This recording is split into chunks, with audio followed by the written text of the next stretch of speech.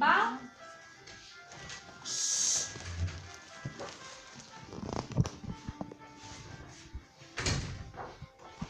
Tenim una bona funció, no? Lluitem a les guerres per les terres del senyor feudal i lluitem al castell per les espieres. Ja veus, però avui hem tingut sort, eh? Sí, avui no ens han fet mal a la guerra. Gràcies a les nostres armadures formades per un vestit de cota de malla i unes túniques de teixit, guants, cinturó, capa i sobretot no ens oblidem del nostre apreciat casc i les nostres armes, la massa, la ballesta, l'escut i l'arc. Ja clar, però jo m'haig de canviar, que tinc molta cara amb això. Ja m'agradaria jo tindre la mateixa roba del rei, però no, com sempre, ens toca tindre roba de menys qualitat que el rei.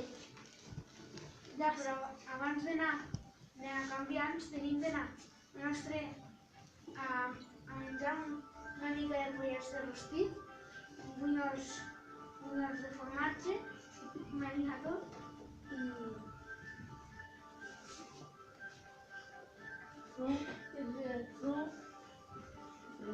Fruita. Fruita, i tota mena de fruita. Ai, sí, Joan, només de pensar en això se'm fa la boca aigua. Ja, però abans d'anar a fer tot això, tenim d'anar al nostre castell fred i sense luxe, ja que som els encarregats de defensar-lo. Sí, tens raó. Estic molt cansada, sempre com a criats.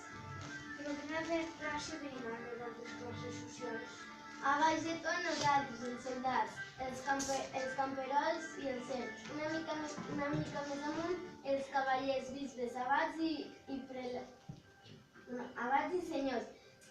Ducs, comtes i prelats molt amunt. I a dalt de tot el rei. Nosaltres, els soldats, no tenim massa relació amb les altres classes socials més altes de la piràmide. No ho sé, dona, era una pregunta irònica. Bueno, anem a canviar-nos i ja parlarem. D'acord, Clara. Adéu.